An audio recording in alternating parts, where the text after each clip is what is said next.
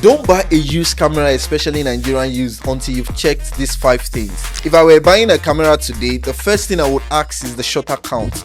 Every camera has a shutter that is rated for a certain number of actions, just like a car has a mileage, you get. That does not guarantee that a shutter will fail immediately after reaching its lifespan, but camera with a very high shutter count has generally seen more use and is more likely to develop issues over the time. For example, the Sony a7 III and the Sony a7 IV has a shutter rated for around 200,000 actions, but many cinema cameras like the Sony FX3 and the FX30 don't rely on a traditional mechanical shutter for video in the same way, so shutter count is much less meaningful on those kind of cameras. And the second thing I would check is the sensor of the camera. You see, this is even more important than the body itself. Listen very carefully. Make sure you take up the lens if it has one, expose the sensor and shine light across. Look for any scratches, deep cleaning marks, oil spills, excessive dust. Look for any dirt or stuck pixel. You can also take a photo of a plain white wall or the sky to check for sensor issues. A scratch sensor can be a very expensive repair. In some cases, replacing a camera sensor like this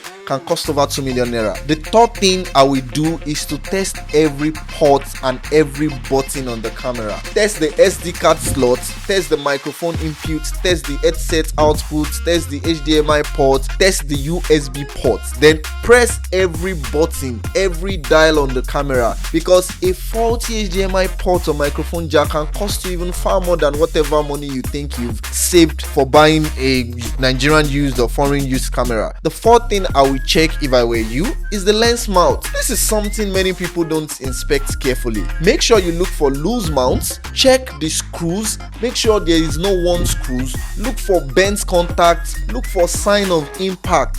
Mount a lens and see if there's any excessive movement or wobble. A damaged lens mount can affect autofocus accuracy and even alignment between your lens and the camera. The fifth one I will check if I were you is that I will record a proper test clip with the camera. Don't just take photos.